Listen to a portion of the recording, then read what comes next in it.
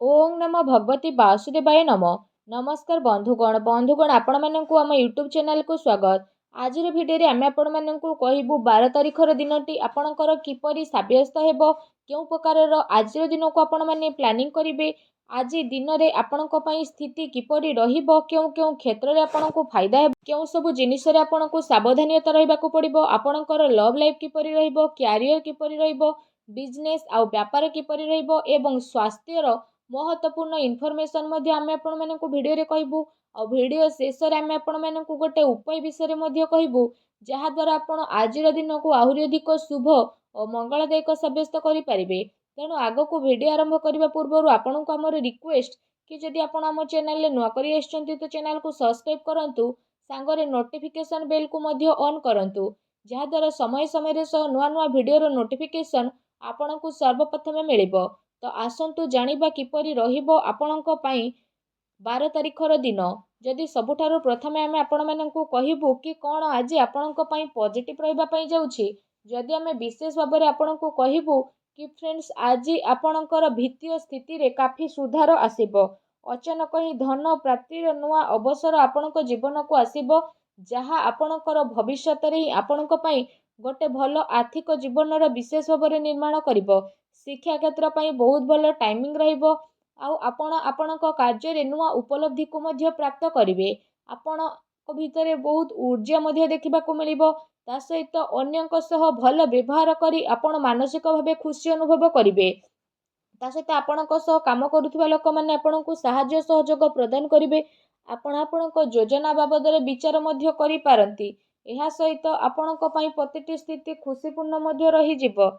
आपण शांतिपूर्ण भाबरे कथा कहिबे तो लोक माने आपणकर काफी तारीफ करिवे। आपणकर आर्थिक स्थिति काफी बहुत भलो रहिबो। आपण समय पड़िबा सहित निजर कोनोसी मित्र बा बंधुंकर सहायता करिवे। चाकरी पेशा व्यक्ति विशेषण को बहुत भलो धरणर विशेष भाबरे लाभ प्राप्ति हेबो। ता सहित आपणक आपणक जीवन रे प्रतिटी स्थिति रे खुशी मध्ये प्राप्त हेबो। किछि बिगिड़ी थिबा कार्य रे सुधार आसीबार संभावना बनुछि। एहा सहित धन लाभर बहुत भलो अवसर मध्ये आपणको ए दिन रे विशेष भाबरे प्राप्त हेबो। लंबा टाइम रे आपणकर जहा भी पैसा पेंडिंग रहितिला से सब पेंडिंग स्थिति एबे दूर हेबा पई जाउछि, जहा आपणक पई सफलता आउ खुशी नै के आसीबो।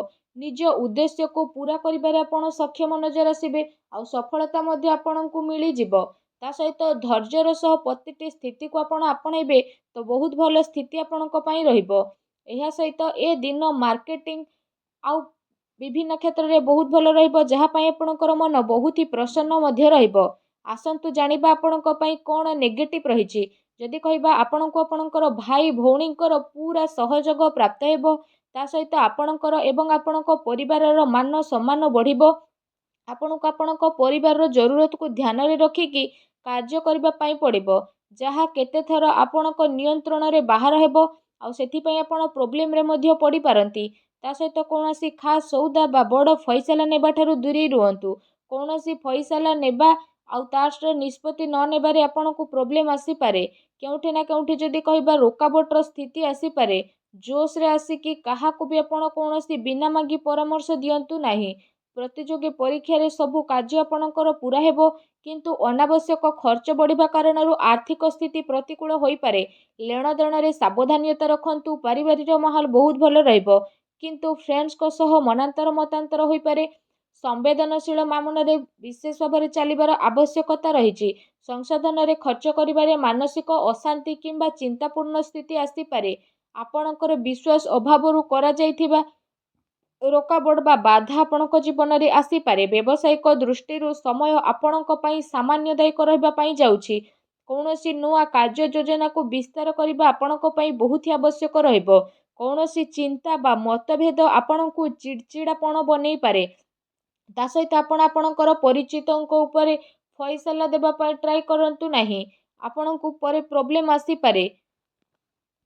अन्यर कथा को आखि बंद करिकी विश्वास करंतु नाही, अन्यथा स्थिति आपणकर बदली पारे। तेणु सावधान रुहंतु। आसंतु जानिबा आपणकर आज लव लाइफ किपरि रहिबो। कौनसी प्रकारर यात्रा किंबा कौनसी प्रकारर शॉपिंग इत्यादि को नै यात्रा आपणकर होई पारे। एमिति रे आपणको आपणकर संबंध बनी रखिबार विशेष आवश्यकता रहिछि। आपणकर प्रयास रे स्थिति चिंतापूर्ण मध्ये होई पारे। ଆପଣ ଆପଣଙ୍କର ସମ୍ପର୍କକୁ ନୂଆ ରଚନାତ୍ମକ ଦେବେ ଓ ତାକୁ ମଜବୁତ ମଧ୍ୟ ବନାଇବେ। ଏହାଦ୍ୱାରା ଆପଣ ଜଣେ ଆଉ ଜଣଙ୍କ ପ୍ରତି ଅତ୍ୟଧିକ ଆକର୍ଷଣ ମଧ୍ୟ ଅନୁଭବ କରିବେ। କିନ୍ତୁ ଧ୍ୟାନ ରଖନ୍ତୁ, ମର୍ଯ୍ୟାଦିତ ଆଚରଣ କରିବା ସର୍ବସାଧ ଉଚିତ ସାବ୍ୟସ୍ତ ହେବ। ଏହା ସହ ଆପଣଙ୍କୁ ଆପଣଙ୍କ ପ୍ରେମ ଜୀବନକୁ ଏହା ଅନୁଭବ କରିବାକୁ ପଡ଼ିବ କି ବାସ୍ତବରେ ଏ ସମ୍ପର୍କ ଆପଣଙ୍କ ପାଇଁ ବହୁତ ହି ମହତ୍ତ୍ୱପୂର୍ଣ୍ଣ ଅଟେ। ତା ସହିତ ଆପଣଙ୍କ ପାଇଁ ସ୍ଥିତି ମଧ୍ୟ ବହୁତ ଭଲ ରହିବ। ଏ ଦିନ ପ୍ରେମ ଜୀବନ ଦୃଷ୍ଟିରୁ ବହୁତ ହି ଭଲ ଦିନ ସାବ୍ୟସ୍ତ ହେବ। ତା ସହିତ ଏ ଦିନରେ ଆପଣଙ୍କୁ ଅବଶ୍ୟ ହିଁ ଲାଭ ଉଠାଇବାର ରହିଛି। ଆସନ୍ତୁ ଜାଣିବା ଆପଣଙ୍କ ବ୍ୟବସାୟ କ୍ୟାରିୟର କିପରି ରହିବ। ବ୍ୟାପାର ଧନ୍ଦା ଆପଣଙ୍କର ବହୁତ ଭଲରେ ଚାଲିବ। କାର୍ଯ୍ୟ କ୍ଷେତ୍ରରେ ବିଶେଷ ସଫଳତା ପ୍ରାପ୍ତ ହେବ ଏବଂ କାର୍ଯ୍ୟଭାରର ଯେହେତୁ ଅଧିକତା ରହିବ, ଯେଉଁଥିପାଇଁ ଆପଣଙ୍କୁ ଅଧିକ ପରିଶ୍ରମ ମଧ୍ୟ କରିବା ପାଇଁ ପଡ଼ିବ ଆଉ ପୁରା ଦିନ ଦୌଡ଼ା ଦୌଡ଼ିରେ ପଡ଼ିବ। କାମ କାର୍ଯ୍ୟ ସିଲସିଲାରେ ଆପଣଙ୍କୁ କୌଣସି ଛୋଟ ଯାତ୍ରାରେ ମଧ୍ୟ ଯିବାକୁ ପଡ଼ିପାରେ, ଯାହା ଆଗକୁ ଯାଇ ଆପଣଙ୍କ ପାଇଁ କାଫି ଲାଭଦାୟକ ସିଦ୍ଧ ହେବ। ତା ସହିତ ଆପଣଙ୍କୁ ଧନ ପ୍ରାପ୍ତିର ଅନେକ ଅବସର ମଧ୍ୟ ମିଳିବ, ଯାହା ପାଇଁ ଆପଣଙ୍କ ମନ ବହୁତ ହି ପ୍ରସନ୍ନ ରହିବ। ତା ସହିତ ମେଡିକାଲ କ୍ଷେତ୍ରରେ ଜଡ଼ିତ ଛାତ୍ରଙ୍କ ପାଇଁ ଦିନ ବହୁତ ହି ଭଲ ରହିବା ପାଇଁ ଯାଉଛି।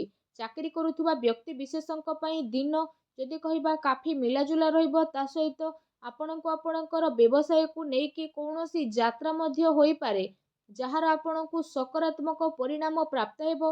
ତା ସହିତ ବ୍ୟବସାୟିକ ଦୃଷ୍ଟିରୁ ଏ ଦିନର ସ୍ଥିତି ଆପଣଙ୍କ ପାଇଁ କାଫି ଅନୁକୂଳ ରହିବ ଆଉ ଏ ସମୟରେ କୌଣସି ଭଲ ଲାଭ ମଧ୍ୟ ଆପଣଙ୍କୁ ପ୍ରାପ୍ତ ହେବ, ଯାହାର ଆପଣଙ୍କୁ ଲମ୍ବା ଟାଇମରୁ ଅପେକ୍ଷା ରହିଥିଲା। ଆସନ୍ତୁ ଜାଣିବା ଆପଣଙ୍କର ସ୍ୱାସ୍ଥ୍ୟ କିପରି ରହିବ। ଯଦି କହିବା ଆପଣଙ୍କୁ ଆପଣଙ୍କର ସ୍ୱାସ୍ଥ୍ୟକୁ ନେଇ ବିଲକୁଲ ବି ଚିନ୍ତା କରିବାର କୌଣସି ଆବଶ୍ୟକତା ନାହିଁ। ଆପଣଙ୍କର ସ୍ୱାସ୍ଥ୍ୟ ଆପଣଙ୍କୁ ଆଜି ଭରପୁର ସାଥ ପ୍ରଦାନ କରିବ। ସ୍ୱାସ୍ଥ୍ୟ ଦୃଷ୍ଟିରୁ ଦିନ ଆପଣଙ୍କ ପାଇଁ ବହୁତ ଭଲ ରହିବ। ଆପଣ ନିଜେ ନିଜକୁ ଊର୍ଜାମାନ ଏବଂ ବିଲକୁଲ ଚିନ୍ତାମୁକ୍ତ ଅନୁଭବ କରିବେ, ଯାହା ପାଇଁ ଆପଣଙ୍କ ମନ ବହୁତ ହି ପ୍ରସନ୍ନ ରହିବ। ତା ସହିତ ସ୍ୱାସ୍ଥ୍ୟକୁ ଆହୁରି ଅଧିକ ଭଲ ରଖିବା ପାଇଁ ଆପଣ ପ୍ରତ୍ୟେକ ଦିନ ଯୋଗ କରନ୍ତୁ, ବ୍ୟାୟାମ କରନ୍ତୁ ଏବଂ ସୁସ୍ଥ ରୁହନ୍ତୁ। ଫ୍ରେଣ୍ଡସ୍, ଆସନ୍ତୁ ଜାଣିବା ଆଜି ଆପଣଙ୍କ ପାଇଁ କ'ଣ ବିଶେଷ ଉପାୟ ରହିଛି। ଆଜି ଆପଣ ସ୍ନାନ ଆଦି କରିସାରିବା ପରେ ବିଶେଷ ଭାବରେ ମା ଲକ୍ଷ୍ମୀଙ୍କର ପୂଜା ଆରାଧନା କରନ୍ତୁ। ତା ସହିତ ଘରର ଈଶାନ କୋଣରେ ଘିଅ ଦୀପ ବା ତେଲ ଦୀପଟିଏ ଲଗାନ୍ତୁ। ଛୋଟ ପିଲାଙ୍କୁ ଚକୋଲେଟ୍ ଖାଇବାକୁ ଦିଅନ୍ତୁ ଏବଂ ଘରର ଛାତ ଉପରେ କିଛି ଦାନା ପକାନ୍ତୁ, ଯାହାଦ୍ୱାରା ସେ ଦାନାକୁ ପକ୍ଷୀମାନେ ଖାଇବେ, ଯାହାଦ୍ୱାରା ଆପଣଙ୍କ ଜୀବନରେ ଯାହା ବି ନକାରାତ୍ମକ ଶକ୍ତି ଥିଲା ସେ ସବୁ ନକାରାତ୍ମକ ଶକ୍ତିର ବିନାଶ ହେବ ଆଉ ଶୁଭ ଫଳ ଆପଣଙ୍କୁ ପ୍ରାପ୍ତ ହେବ। ତା ସହିତ ଆପଣ ଯେତେବେଳେ ଘରୁ ଦୂରଯାତ୍ରା କରୁଛନ୍ତି, ମଥାରେ ଚନ୍ଦନର ଟୀକା କିମ୍ବା କେଶରର ଟୀକାକୁ ମଧ୍ୟ ଲଗାନ୍ତୁ। ଏହାଦ୍ୱାରା ମଧ୍ୟ ଯାତ୍ରାର ପ୍ରତିଟି ଶୁଭ ଫଳ ଆପଣଙ୍କୁ ପ୍ରାପ୍ତ ହେବ। ଆଶା କରୁଛି ଆଜିର ଭିଡ଼ିଓଟି ଆପଣଙ୍କୁ ନିହାତି ଭାବରେ ଭଲ ଲାଗିଥିବ। ଯଦି ଆମର ଭିଡ଼ିଓଟି ଆପଣଙ୍କୁ ଭଲ ଲାଗିଥାଏ ତ ଭିଡ଼ିଓଟିକୁ ଲାଇକ୍ କରନ୍ତୁ। ଆଉ ଯଦି ଚ୍ୟାନେଲରେ ଆପଣ ନୂଆ କରି ଆସିଛନ୍ତି ତ ଚ୍ୟାନେଲକୁ ସବସ୍କ୍ରାଇବ୍ କରିନେବା ସହ ପାଖରେ ଆସୁଥିବା ବେଲ୍ ଆଇକନକୁ ମଧ୍ୟ କ୍ଲିକ୍ କରନ୍ତୁ, ଯାହାଦ୍ୱାରା ଏହିପରି ଭିଡ଼ିଓ ଯେବେ ବି ଅପଲୋଡ଼ କରିବୁ ତାର ନୋଟିଫିକେସନ୍ ଆପଣଙ୍କୁ ସର୍ବପ୍ରଥମେ ମିଳିବ। ଧନ୍ୟବାଦ।